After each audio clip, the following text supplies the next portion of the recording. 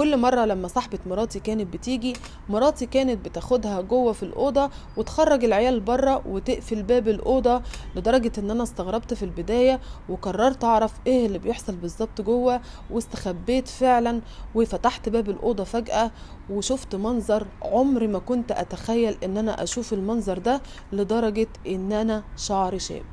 ولا يحلى الكلام إلا بذكر النبي عليه أفضل الصلاة والسلام. واحد بيحكي قصته بيقول: أنا راجل عندي 35 سنة، اتجوزت من 6 سنين. اتجوزت عن طريق المعارف، وكل حاجة كنت أعرفها عن مراتي إنها ست جميلة وبنت ناس محترمة. وقعدنا حوالي سنة مخطوبين، وخلال السنة دي اتعودنا على بعض وحبينا بعض.